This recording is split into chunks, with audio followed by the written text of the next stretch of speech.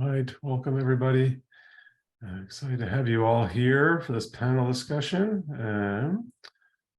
So, as you're getting ready for it to start, if you want to pop in the Zoom chat, love to hear kind of what your name is, a little bit about your organization, where you're located, and what your biggest challenge related to fundraising is right now. So that'll be helpful to hear. Hi, Gabriel. We're seeing your entire screen. Do you want us just to see the slides? Yeah, we should probably do that. Awesome. Well, thank you. Can we see, is that better? Not yet. Have you started the slideshow? Yeah, I think if you hit slideshow, there you There go. we go. Aha, All bravo. right, there we go. Little behind the Excellent. scenes work there. Yeah, no, you're good. Awesome.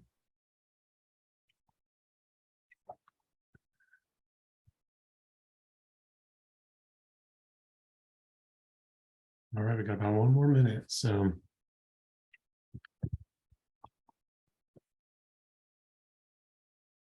again, just a reminder for those who are joining, you want to drop in your name, your organization, title, a little bit about where you are and what your biggest challenge related to fundraising is. That'd be great.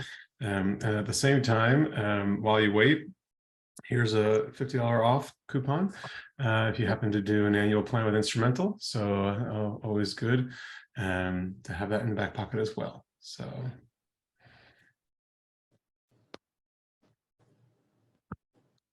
All right.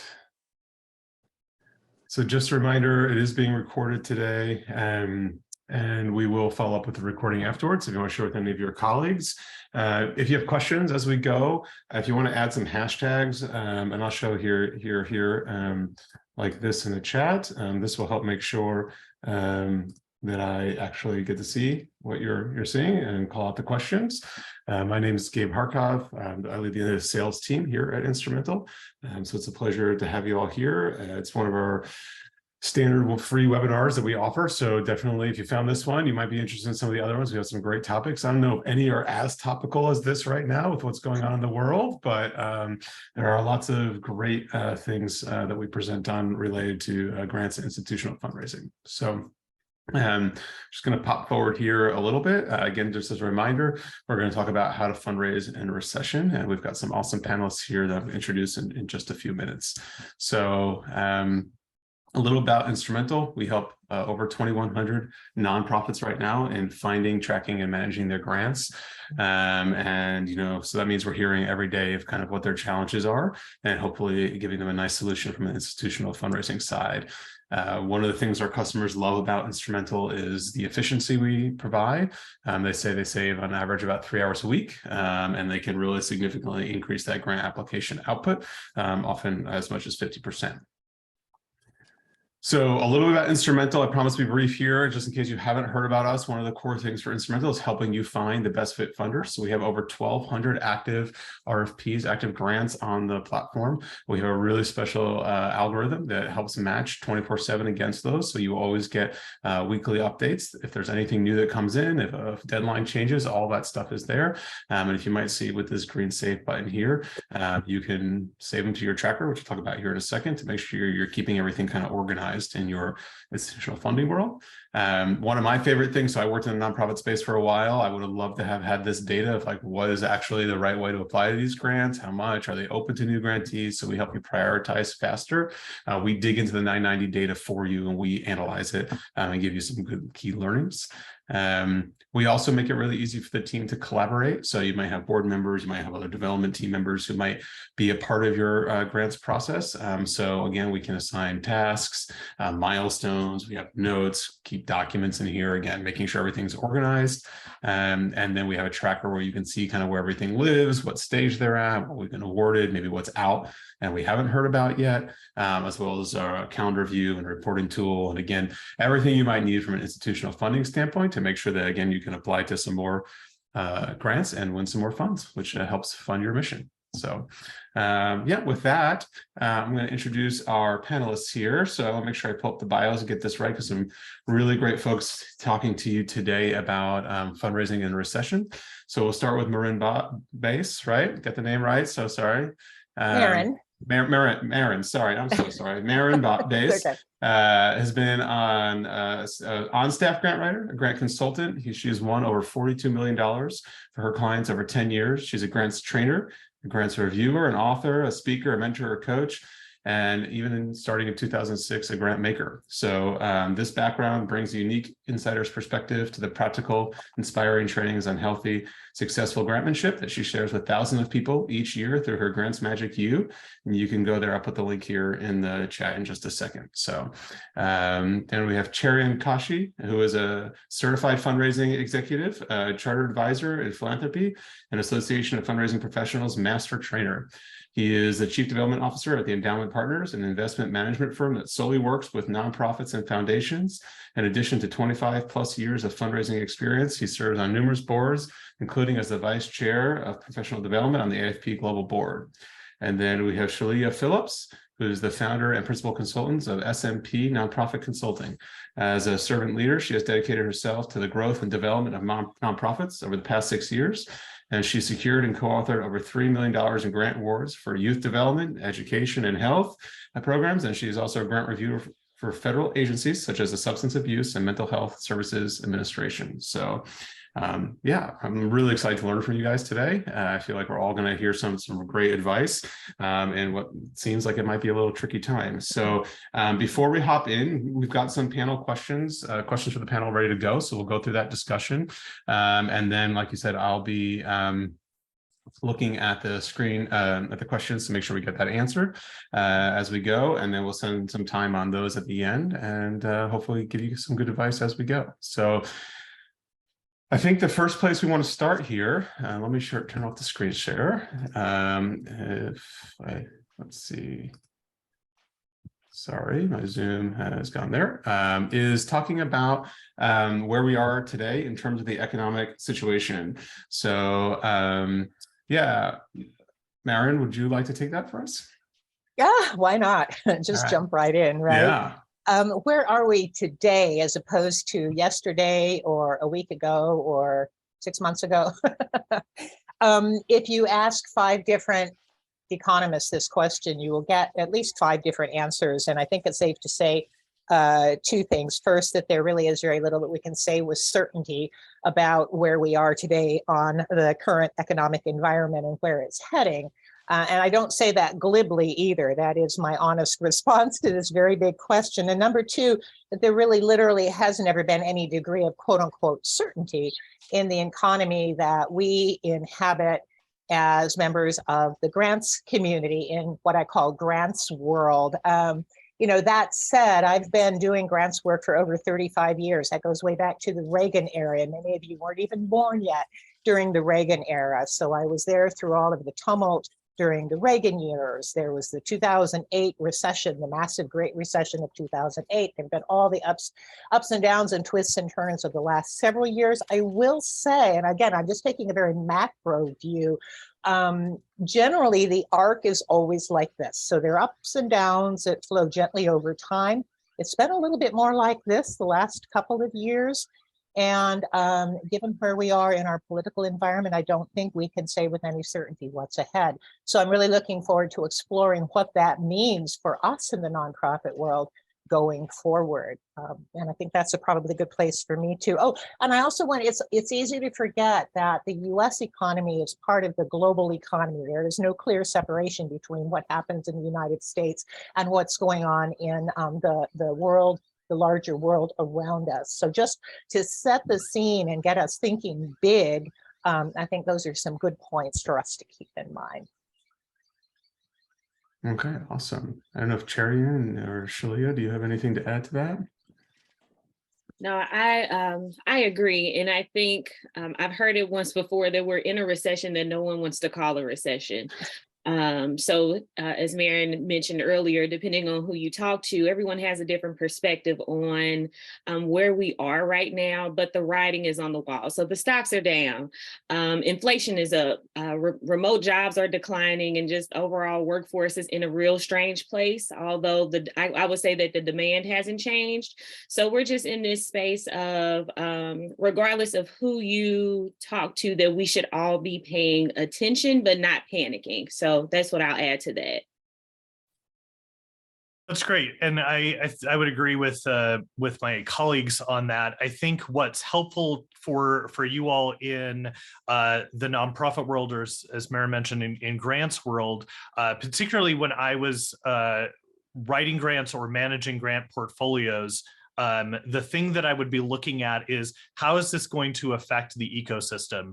So we're talking on Wednesday. If you're watching this recording later, tomorrow the CPI will come out and it will indicate, I think most consensus will indicate that inflation is still persistently high. It will be in the 6.5, 6.7 range, somewhere in that neighborhood, which is lower than it was a year ago, but it will still encourage the Federal Reserve to pursue this sort of aggressive recession or inflation containing measures. And so if you are watching Jamie Dimon, these other people talk about when a recession will come, most consensus is sometime in early to mid 2023. I'm licensed by by FINRA, so I'm not going to be very specific about recommendations because there's all kinds of regulations about what I can say. But as you're looking at the news, the thing that I would be paying attention to is the unemployment report and that inflation report. And what that means is for federal grants in particular, the allocation of federal grant opportunities will continue to change with the budget. And as inflation affects the federal budget and then state budgets, because a lot of those federal budgets, federal grant projects are then state allocated, you want to be mindful of whether the budgetary allocation is going to change, but also what the expectations are around that funding for at the top level. When it comes to family foundations, organizations that you might apply to, the inflation and unemployment numbers are going to affect them more dramatically. And in particular, what you should be paying attention to is how do those family foundations allocate their spending? So are they doing 3 to 5 years rolling average, and what does that look like? Because it probably was up in 2021, but has been down in 2022. And so as you're thinking about 23 and forward grant applications, thinking about what that looks like. And then one of the things that we'll talk about as we move forward is the issue of unemployment bumps that will happen in 2023 or 2024. The market is pricing in a 2% increase. So that has an immediate effect on our organizations, on our donors, but also the foundations that we would be applying to, and being mindful of the fact that they may be understaffed as we are because of the job crunch that's affecting them as well. So thinking about that mindfully from your grant application perspective will be helpful as you move forward through this space. Okay, so thinking about that, Chair, I'm curious, how long do you think the recession is going to last? I mean, I know that's the big question, but anyone have any idea, like, and maybe if we don't, what should we be doing to prepare for potentially a longer or shorter recession? So I guess what I'll say, and then I'll leave it to my colleagues to comment, is that on average recessions last 11 months. The last one in the pandemic lasted 2 months. Because of my role, I'm not gonna surmise what that might be, but I think what Maren said is really important. Recessions are a natural part of the economic cycle. They happen on average every 6 or 7 years. So we're way overdue. Even with the pandemic one that happened, we're way overdue for a recession. So the key thing to remember is that your organization's important. The needs are important. You're going to continue to barrel through this and prepare yourself today for what will happen immediately after the recession, which is an increase in the economic cycle. So my biggest recommendation is that organizations invest in fundraising strategy and infrastructure now, knowing that at a certain point the worm will turn and you'll need those relationships with funders when opportunity is available in the future. Yeah, I'll go ahead and jump in because these are all great points, and I want to kind of continue to drill down on the bigger ecosystem. It's just really understanding that in as a part of that bigger ecosystem. And first of all, we need to remember that grants is a long game, right? There are no fast acting buttons that we can push or levers that we can pull, no quick course corrections that we can activate when the economy gets especially jouncy. So we cannot be reactive. That is the important part. And I really appreciate that Shalea said that right up front. She said, pay attention, but don't panic, because panicking can create its own self-fulfilling prophecy. And we absolutely want to stay out of that particular cesspool and, maintain that long-term output there. And second, the grants ecosystem is very much a creature of the overall economic currents and structures in our country. We don't necessarily think about this as grant seekers, but as a grant maker, I'm very aware that grant dollars don't just come from nowhere, that they actually come from investment gains in the stock market and asset transfers in corporate profits. And all of these are sort of long-term streams that the organizations behind them have worked really hard to kind of smooth out the impact of them. So whatever is going on in the economy right now, we generally won't see it. This is my experience, and I'm ready to be corrected, because anything that happened yesterday may not happen tomorrow. We don't know that. That generally speaking, we're not going to see specific impacts on how the dollars are put out into the grants world until the next economic cycle. So in other words, the grant makers that I'm familiar with are operating today out of dollars that were generated a year ago. And that's a long enough time period for most of those that are doing a good job of managing their assets to take some smoothing action to kind of mitigate the impacts of that short-term jounciness. It sounds kind of wonky, but I think it's really important that we stay with what Shalea said and what Sharian has been emphasizing, that this is a long-term, typical cyclical process that is not, it should not cause alarm, should cause us to pay attention, but not be alarmed. Yeah, and I just want to add, as if we were to put a bow on what my colleagues mentioned, I think for me, how I see it rolling, and Mary, you made a great point about how the grants economy is a long game. The event of what we're going through right now, it has a ripple effect. So when we think about all of the things that are happening today and will occur over the next couple of months, while we're aware of it, we won't really know the impact, possibly until a year, maybe years down the line. So when we talk about not panicking, it's typically because we can't predict the future, right? So we might as well prepare for the best, using our best wisdom and just trends that we've seen year over year, and being mindful, even in our grant research, of how things have probably changed from today versus what's historically there. So again, just being mindful of those effects, even though the event may be shorter than what we anticipate, as Sherry mentioned earlier. So I know we talked about the grant side of things. I'm wondering, I know it's not about individual donations, but generally grants go as part of a full fundraising plan, right? And I'm curious what you might tell people, advise folks as they're thinking about, do we think individual donations might go down? Do they need to therefore increase grants as part of forward thinking? I don't know, Shalia, what you would tell your clients or what you're thinking through on that one. Yes, so my philosophy has always been a balanced one, and my colleagues might laugh at me, but when I think of the world of grants, and I'm a grants professional, so if I could be biased, I'm probably more biased, but I do think of them as more of a lottery. So when you think about the competitive nature and just the it's not predictable. Grants aren't predictable in a sense of, we know that we're going to get these dollars. We need to make sure that we have a diverse strategy overall and have contingency plans. So of course, when it comes to grants, there are grant strategies that you all can consider, like making sure that you're applying for more general operating funds. So if something happens, we're able to shift those dollars wherever we need them, or increase the amount of grants that you all are submitting month to month, as long as it does not add to staff or like admin burden. I'm all for that. But don't forget just your other revenue streams, because those do come in the midnight hour to help you out.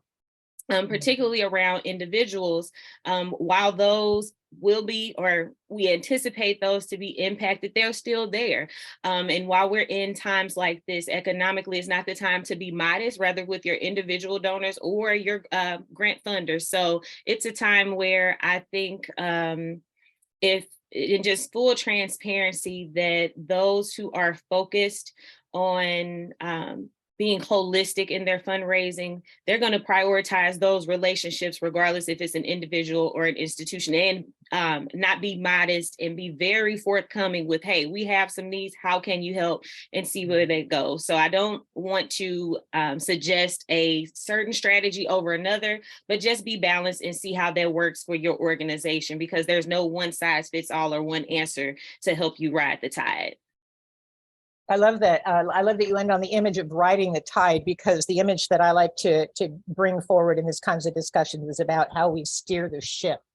We always steer the ship, and the waters can be turbulent, and the winds can come from here and the winds can come from there, but we have our destination clearly in mind, and we may need to tack to the left or tack to the right to get there, resetting our sails, but it's the North Star that we're steering by.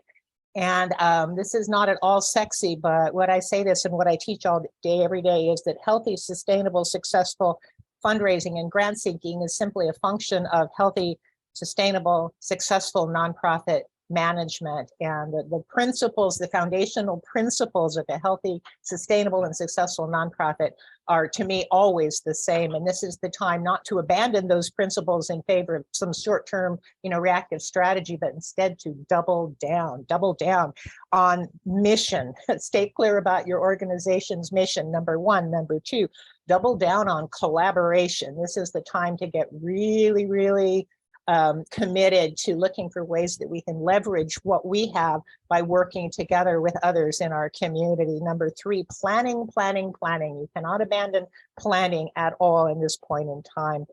Those funder relationships and good funder research that both of my colleagues have mentioned, absolutely critical, and especially the relationships that have carried you through well, where you've got a good relationship of trust. Those are the funders and the donors that you want to be turning to now, and then doubling down on those A+ grant proposals, getting those proposals out the door. It's not sexy, there's no magic wand. And when the weather gets jouncy, though, that's, we're holding really tight to the steering wheel, if you will, and making sure that we're steering that solid course. So double down on all the things that are always going to sustain healthy and successful organizations. I'll just add one piece. I love that Shalia said that there's no one size fits all approach, and I think that's true of almost everything.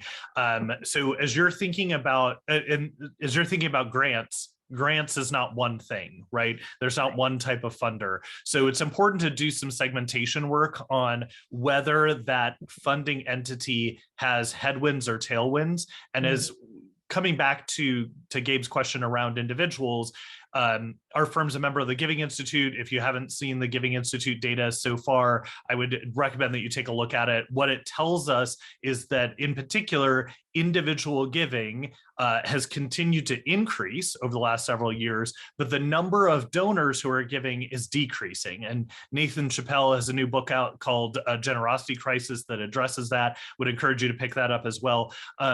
But the point here is that individuals look at these economic indicators, inflation and the markets and unemployment, and are affected by it more viscerally and more immediately than institutional funders are. So our organization, our firm does not work with individual donors, but we do work with family foundations and community foundations in managing their assets.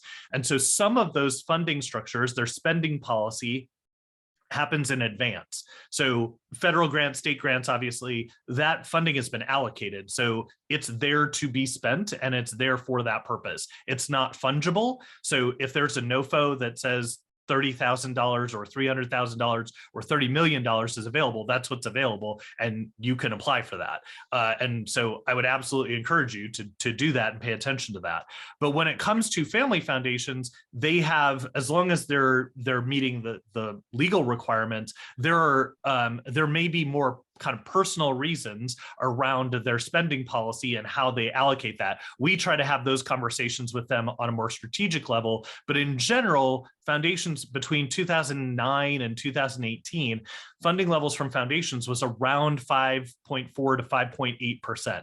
So of the total corpus. So when there are these types of economic indicators, if you know how the foundation manages their spending policy, you can get a sense of, are they going to be more sensitive to what's happening now and what will happen in the next year, and moderate your appeals to kind of think about, do we ask for more today, or do we talk about a multi-year strategy with some of those foundations that would enable us to smooth out the situation for the family foundation or corporate foundation, whatever it might be.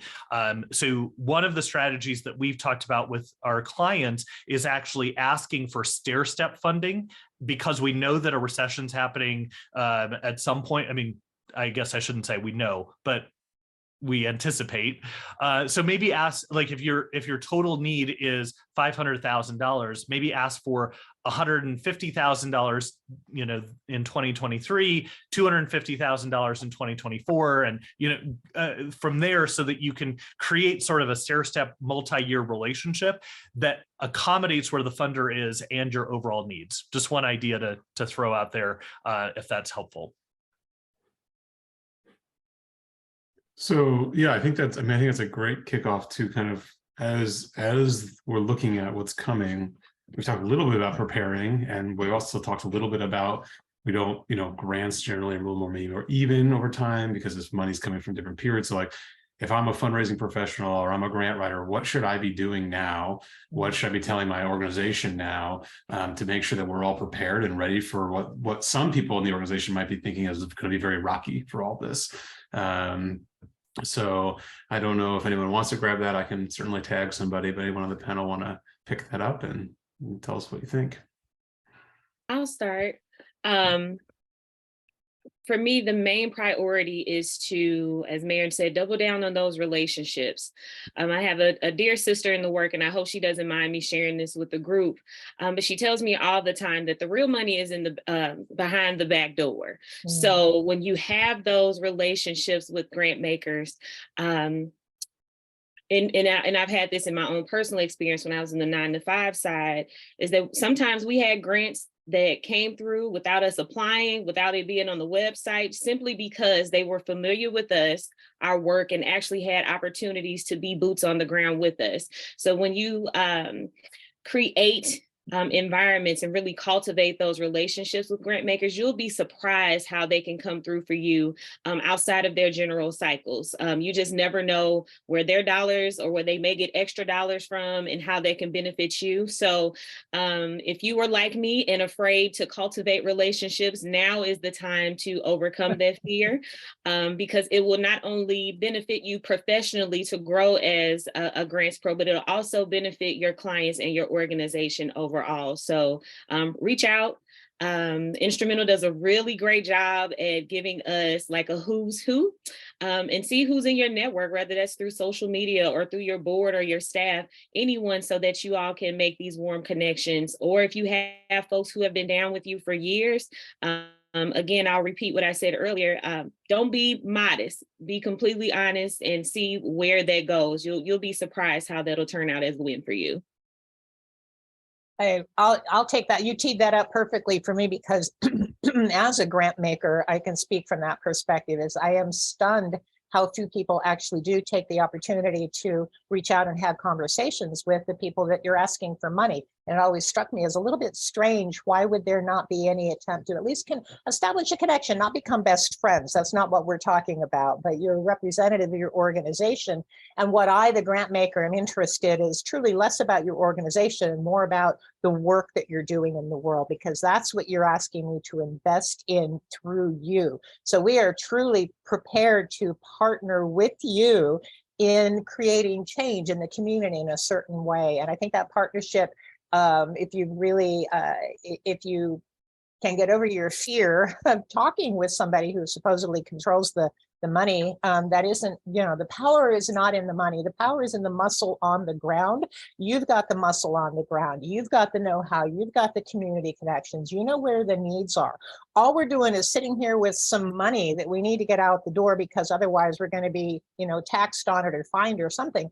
And you are the ones that need to let us know where that money it can best be invested. So think about us as partners with you in creating change in the community or responding to a need in the community or helping you become stronger from the inside out in a capacity going basis as members in the community. Again, looking at that long-term goal, less than reacting. We are less likely as institutions to respond to emergency appeals than we are to respond well to the sense that you've got a good solid plan and you're working the plan and you're committed to following through the plan and you want us to partner with you in that. I'll just add quickly, like one tactical way of doing that and building those relationships is what I encouraged everyone on fundraising teams that I manage to do, which is to be involved in some sort of grant making activity. By that, I mean, like if there are multiple public entities somewhere in your locale that give out grants that include people like community people on those grant review committees. So as an early grant writer, one of the things that I did not understand was, why did we win grants? Why did we lose grants? And I just decided I'm going to volunteer and be on a grant review committee. And as a result of that, I was like, oh, I see how this comes off and what the conversation is like. So it's an opportunity for you to sit on the other side of the table. And right now, that's a great opportunity. I mean, generally, most of those public institutions, they will love that someone wants to sit on grant review, and having sat through those meetings where you are inundated with grant requests, I can tell you having other people in the room is really helpful, because then it evens out the number of planning grants or full proposals that you have to read and comment on. So if you have an opportunity to volunteer in that capacity, I would highly, highly recommend it. You learn a lot. I certainly did, but it's also a great service to your community, and that builds that relationship. So at some point, if you want to apply for a grant, you'd have to come off the grant review committee or whatever, but it's a great opportunity for you to kind of transition that at some point in the future as well. Awesome. I love that idea. That's great. I just want to remind everybody, if you have questions as we go, please drop them in the chat so we can make sure we bring those out to the panel as well. I'm curious. So one thing that I saw in the last pandemic, the pandemic recession, and I'm sure something that nonprofits are dealing with now is, okay, so we're going to have to get ready for this. So let's cut our programming. Let's cut our spending, like go back into a shell almost. And then that's how we'll survive. So I see you all had some reactions to that thought. So probably the same what I would have, but just curious. And Maren, we can start with you. Like, what would you tell your clients? What would you tell folks? Is that a good idea, bad idea? Yeah. So again, I'll go back to the long game thing. We don't really know where things are going to stand a year from now or even 6 months from now. So I wouldn't advise doing anything today that can't easily be undone when situations change again. This is a good time to get together with your financial team if you're in the leadership position. And certainly I know a lot of people who are developing grant proposals aren't necessarily part of the leadership team, but this is where you can take some leadership and work with your leadership team and your financial team to take a look at the what if scenarios. You might just say, okay, let's take a look at what our budget planning looks like now. And if we had to trim 10%, where could we do that without substantially impacting our operations and without crippling us in terms of going forward, and then maybe push it to the next level and go to 15 or even 20%. So you've got some contingencies in place. You can play out the what if scenarios. And then that just gives you that sort of subverts the chicken little running around the sky is falling energy and gets your feet on the ground in a reality basis. You've got the numbers on your plans, you've got the scenarios that you're playing out. You can make some good and thoughtful decisions now about how you might steer the course should that need come up.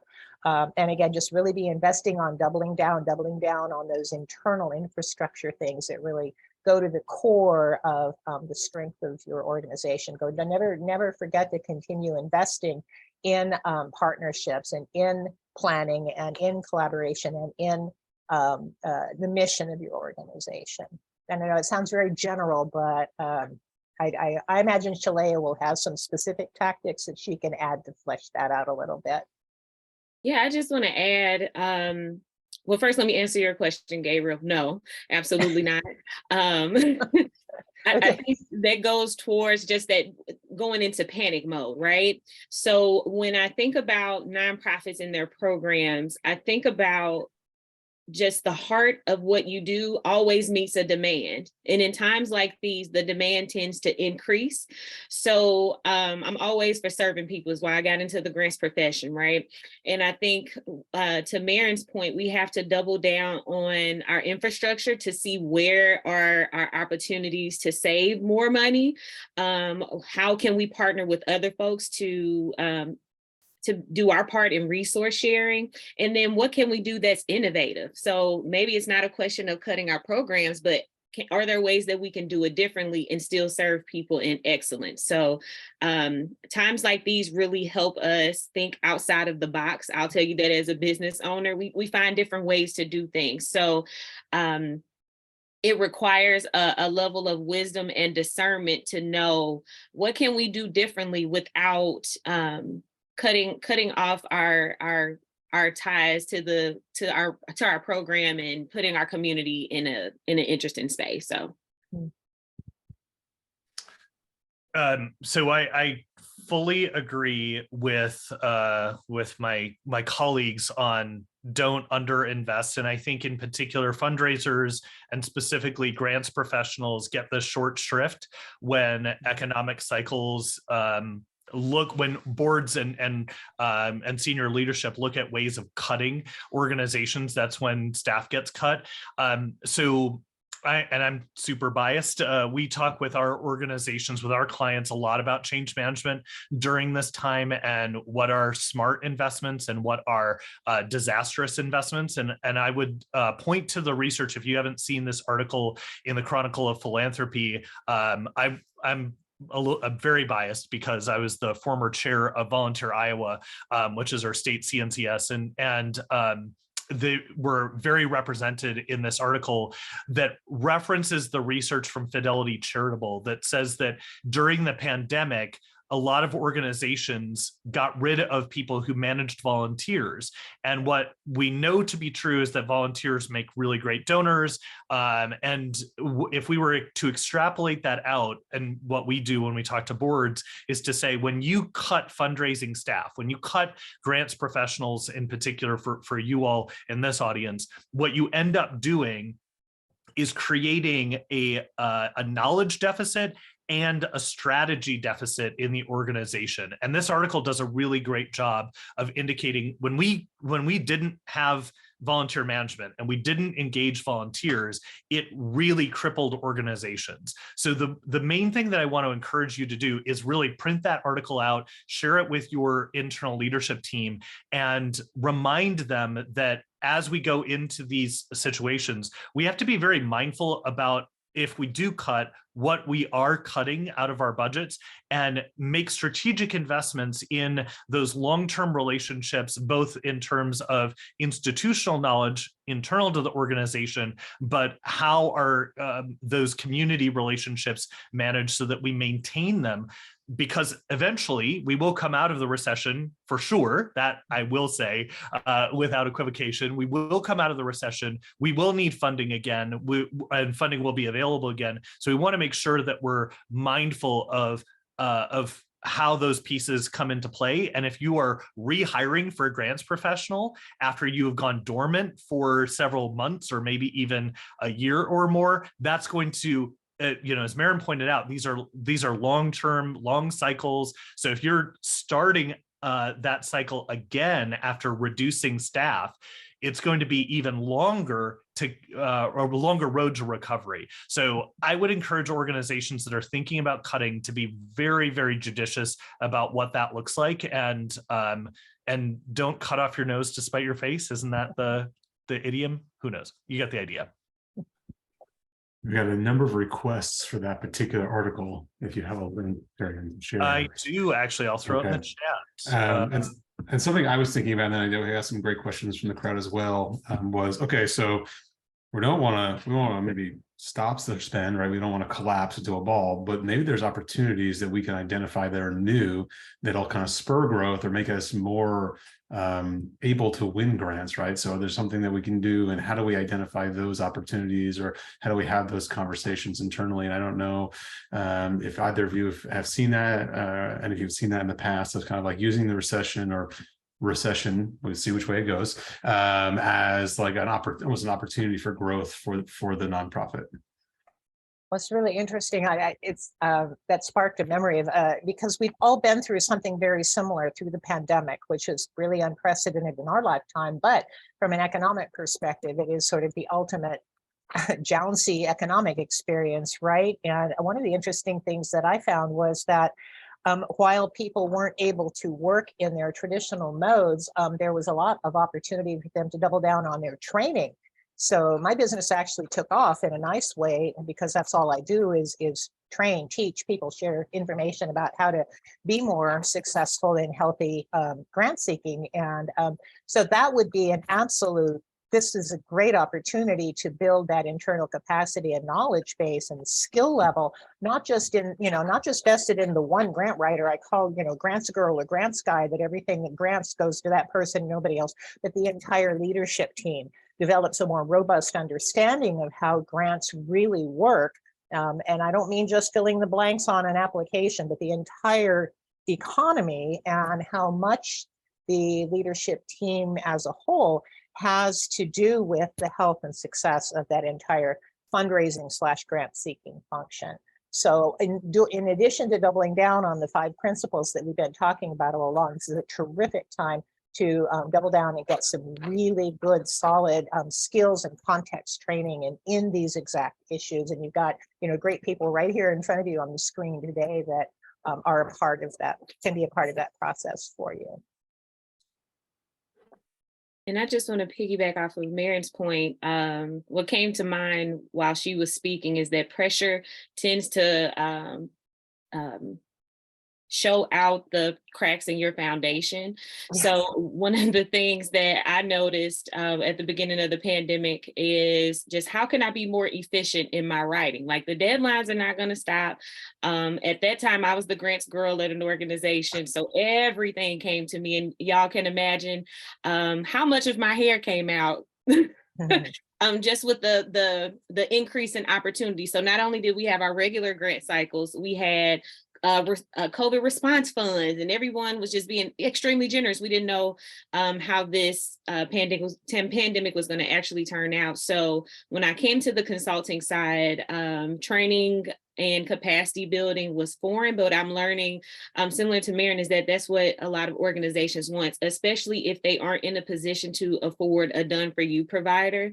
So we have just taken the last few months to create different types of opportunities, whether it's in a do-it-yourself form or in a done-with-you form, to help nonprofits really hone in on those areas that they feel they need to either increase their capacity, strengthen their internal readiness or grant readiness, or just make the grants world less stressful for them. So this is a perfect time for you all to invest in those types of services. There's so many different options out there, so that when we emerge out of this, you'll be more competitive and ready to go. Awesome, thank you. So Joelle Nims had a question. She said that she thinks there's a lot of money in donor advised funds right now, and it's parked there. Is there anything that we can do as grant professionals or as fundraisers to help get a little bit more of that release? Any ideas on getting folks to part with their donor advised funds right now? Turing, you were now nodding your head, so I'm going to ping you first. Oh, sure. So first and foremost, absolutely, that's true and significantly true. Check out the research on that.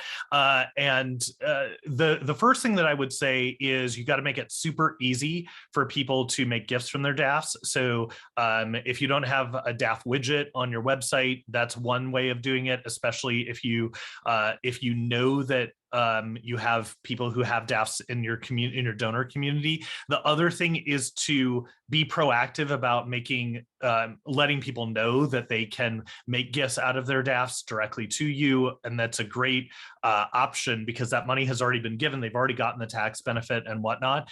Helen Brown also has a tool. I'll throw this in the chat. I know you all are going to ask that I've seen, and it looks really cool, that's called DAFinitive. It allows you to search donor advised funds by topic area. So if you're a arts organization, for example, you can look for DAFs that give money to arts organizations, for example. So I would check that out. There's no affiliate like anything like that. Helen showed it to me, and I think it's the only DAF search engine out there. So that's helpful. If you don't want to pay for that service or whatnot, I guess the other thing to be mindful of is that your local community foundation probably houses a bunch of DAFs, and so figuring out how you can kind of cross market your needs to those donor advised funds would be the other way to approach that.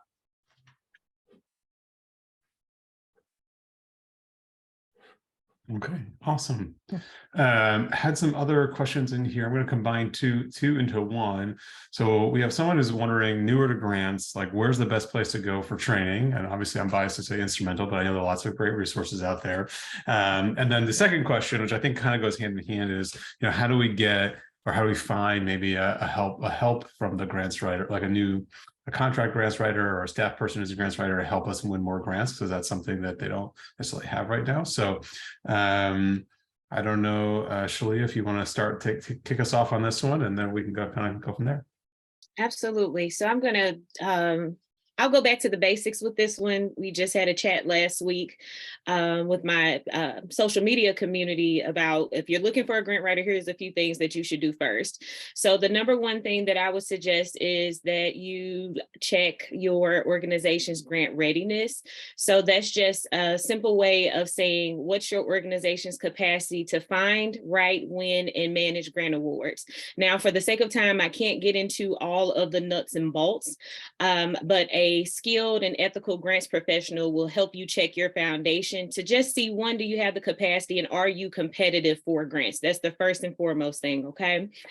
Second, I would say check and make sure that you actually have a budget for a grants pro. I know there's a lot of talk and throughout the pandemic and on social media about writing on commission and things like that. That is unethical. I see someone drop the GPA in the chat, and that's an excellent resource, both to check our ethics and how we should operate in this space, as well as a consultant directory. But be prepared to just have a budget set aside for a grants pro. And if you can't afford a done for you, I'll repeat again, try some do it yourself or done with you options. And then number 3, make sure that you have some internal staff capacity to work with the grants pro. So there's this, I'll say it's just a myth that if I hire a grants professional, I can wash my hands of the entire process. And that's just certainly not true. I will tell you from personal experience that we will reach out to you to review narratives. If there's some last minute attachments and things like that, it's more of what Maren said, a relationship and partnership. So we're your partners, we're not your miracle workers. So those are just some tactical things to consider.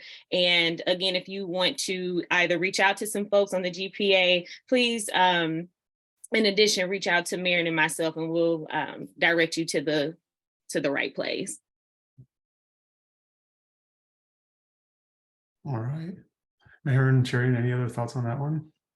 I forget what the original question was, but I was so enthralled by Shalea's response. It was a comprehensive, yes. It was a terrific response. Oh, about bringing somebody into your organization to help with grants. And it just, I'm just sort of still buzzing from that. We're your partners, not miracle workers. It's like, yes, absolutely, 100% on that. And just a, you know, a soft pitch here again. I appreciate Shalea offering. We can help you with those resources. If you want to email us, I imagine you'll have access to our emails afterwards. And if you're looking for specifics in terms of directions that you can go for training or to contact top-notch, ethical, and trustworthy grant professionals, we'd be happy to help you with that. Awesome. So go I ahead, can't Sharon. add anything because I don't do grants writing consulting. We help organizations that do grant writing. But the one thing that I would share with you is I've lots of friends who do that work, and GPA is a great resource. But in conversations with people like Diane Leonard and Ken Miller, one of the things that keeps coming up are the questions not to ask in those circumstances. And one of the things that we think about is you know, how successful are you at raising money through grants? And in reality, as Shalea mentioned, that has a lot to do with you and your organization and your internal capacity. There's no magic wand that the grant writer can do to take something that's junk and make it into amazing, like $100 million grant proposal. So rather than thinking about like, can this grant professional transform my organization and give access to us to hundreds of millions of dollars in grants, is really, who do you trust to work with and really get you to the point that you as an organization can get to. So just asking the right questions, I think would be very helpful. Okay, awesome. So one other question we had, and this goes back to the Sharon, to your point of joining a grant making organization and what your experiences were there, is are there like a couple of top things that you would see in grant proposals, or maybe everyone else on the panel can answer this, that that would be like a no-go, like these were clear, like toss out, make sure you go through your proposals and don't have these things in there. Oh, okay. I teach this all day, every day, from what we call it, from inside the grant maker's black box. What happens inside the decision-making process that people who are working so hard on their grant proposals never see. The things that make the grant makers, the reviewers, the decision makers go, ah.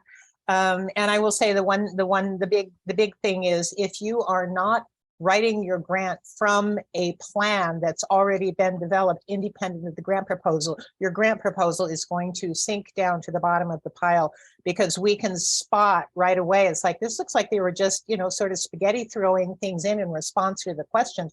I don't get a sense that they have any plan behind this other than just reacting to the questions that we ask on this grant form. So that is the number one thing that I see on my side that I know that grant writers often don't think about. And other than that, the clear, simple, declarative sentences, dispense please with fancy language. You're not trying to win us over or persuade. You're actually, I think of it as a not a competition. I've heard the word competing come up, and I take issue with that because I know that's what it feels like from the grant writer's side, but from the grant maker's side, we don't feel like you're competing. We feel like you're showing up and showing us what you've got and giving us an opportunity to audition with you and select from the proposals that are available to us, given the amount of money we have to fund, that portfolio of projects that's best going to further the cause that we want to be investing in. So